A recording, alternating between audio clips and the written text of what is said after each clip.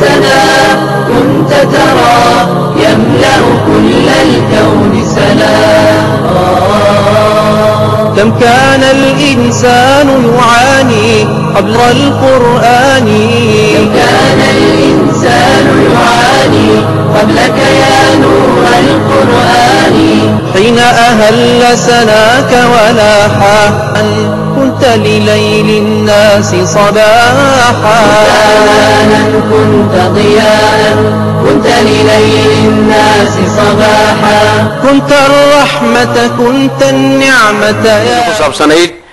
waxbarashada waxaan u gudbi lahaa dhalinta ama caruurta waalidkood inay u baariba sameeyaan oo ay u noqdaan dad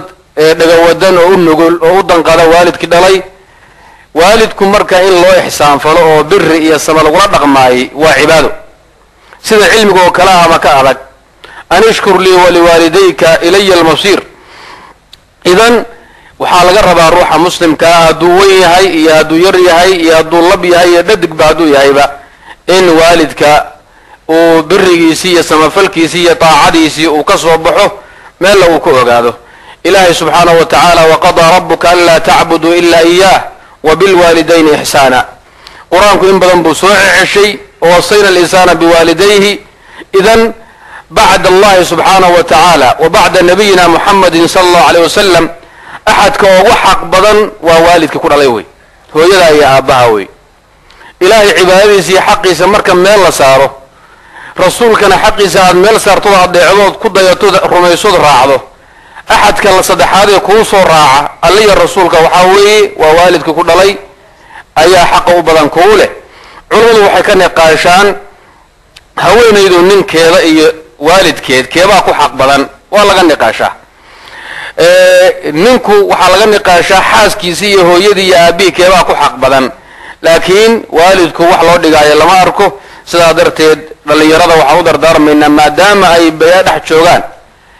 dhiiro gelinaysa ama ka qayb qaadanaysa in lagu caasigaroobo waalidkii ama la gooyo ama la xumeeyo,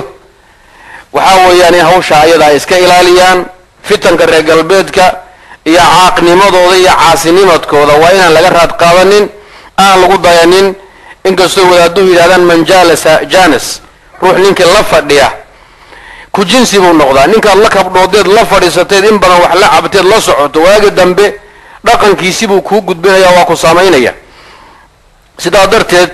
waxay odhan jireen soomaalidu ruuxa xun marka hore ku diin waad la yaabi, yani ku diinoo marka kugu horraysa mid qadaad xiran oo ha ka dheeraanin, iisan kugu dhawaaqin aan kugu xiiqin.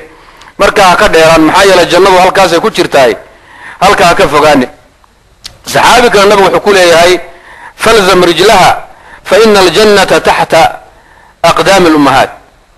jannadu halkaas ayaa laga helaaye meel kale oo cidlaha ka raadinayni halkaa u doono. ruuxa muslimka wuxuu raadiyo waxaa ugu weyn ilaahay uu raalli gareeyo iyo waalidkii oo uu xisaanfalo, wax ka weyn ma uu jiro. xaqa waalidku uu ku leeyahay ilmihiisa sharcigu meel fog buu gaadhsiiyey. sayidina cumar ibn khataab radi allahu tacaala canh ayaa wuxuu qoonsaday xaaskii uu wiilkiisa ibnu cumar qabay ayuu qoonsaday. marka wuxuu yihi ibnu cumar oo fur haweenayda waa inaad dalaaqdo. ibnu cumar aabba waan jeclahay, adaaba ii guuray, gabadho gabadh qiimo badan weeye, ka leexo. war ka leexan maya, dhig buudha xadhigeeda. waa la isqabtay. aabbahayna haweenayda uu necba, aniguna aad baan u jeclaa, raalli ayay ahayd, qiimo badan. cumar nabiyullaahi buu ku dacweeyey wiilkiisii, wuxuu ihi nabi maxamedo wiilkii cabdullaahi ahaa hadal celin buu keenay, haweenaydii fur aan idhi ayuu diidan yahay inuu furo. ibnu cumar baa loo yeedhay, waxaa li adiic abaaka, haweenayda fur. aabbaha mar hadduu hawshaa ku furay waa inaad bannaanka dhigto. halkaasuu sharcigu gaadhsiiyey waalidka waxa lagu adeecaya. shay kastoon macsiyo ahayn hadduu ku yidhahdo waagun markuu baryo ilaahay qoraxdu ka dhacaysa biyo daldal bannaankaana ku shub, waad ku shubaysaa. fursad maran hadduu maanta biyo ku dalda inta qoraxdu ka dhac wada ku wado way. yani waalidku marba hadduusan macsiyo ku faraynin wax banaana uu ku farahayo iyadoo biyo in la beetimaayo la israafaysan banaanayn, qaayaan oga jeednaa in wax kastoo bannaan oo waalidku uu ku faray lagu adeecayo. saxaabi abu darda xadiidkiisana waa xustaan baan u jeedaa. nin taabici ah ayaa yeman ka yimid, shaam buu abu darda ugu yimid. wuxuu yidhi hooyadii waxaa isqabtay xaaskaygii aniguna way ii roontay haweenaydu hooyada waxay leedahay gabadha reerkaa la dhaafsho anna waan diiday abu dardaa uu ka warran buro hawsaa xukun na kala saar aniyo waalidkay cataa baa ka sheekaynaya taabiciintii ardaydii abu dardaa ahaa baa ka sheekaynaya wuxuu yidhi anuu xaaskaada furna ku odhan maayo qabna ku odhan maayo laakiin hal xadiis oon suubanaha ka maqlaan kuu sheegahaya kadib aduu is xukun waayahay buuhi ii sheeg xadiidkii buu u sheegay alwaalidu awsatu abwaabi aljanna waalidku waa jannada albaabka u sarreeya laga galo awsatku bimacnaa waa afdal waa calaa aljanna wey jannada qaybta u sarraysa u qiimo badan waa waalidka furaha laga qaataa hadduusan ku sinna lagu furi maayo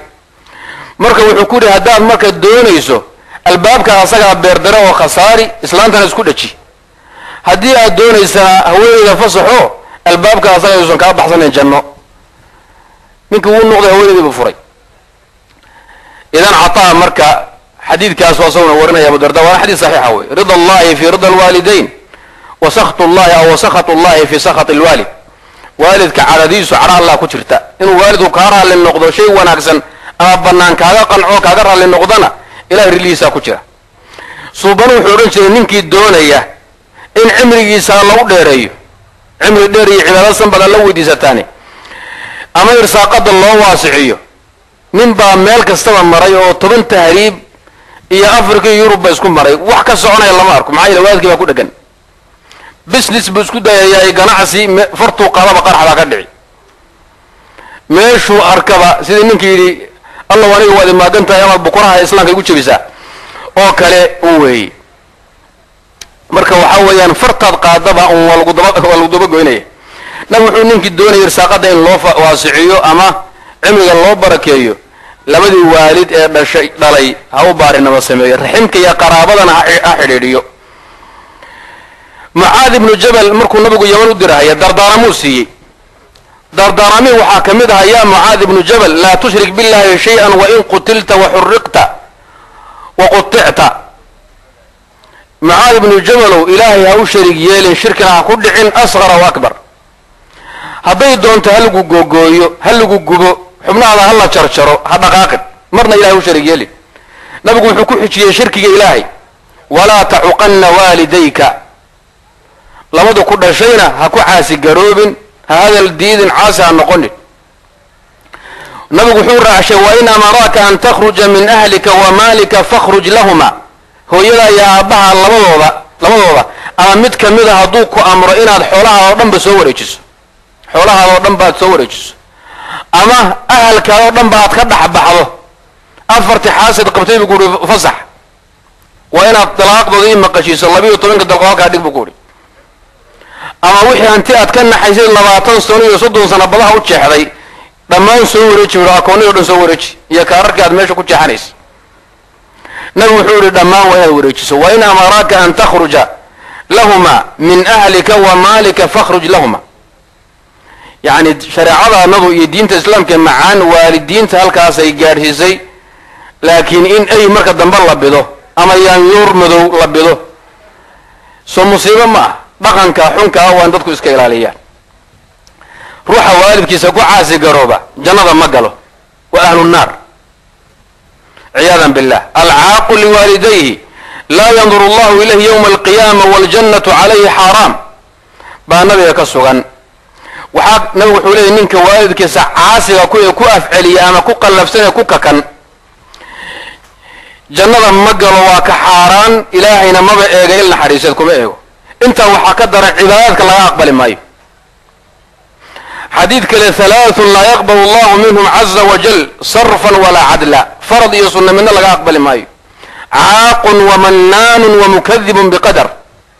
ruuxa manadsheedka badan kanaan sameeyey kanaan kuu sameeyey kanaan kuu yeelay hebel haddaanan anugu ahayn goton baa asagoo sakaraada oo diifku ka dadanhayaan qabtay haddana igu casigaroobay mana sheegadka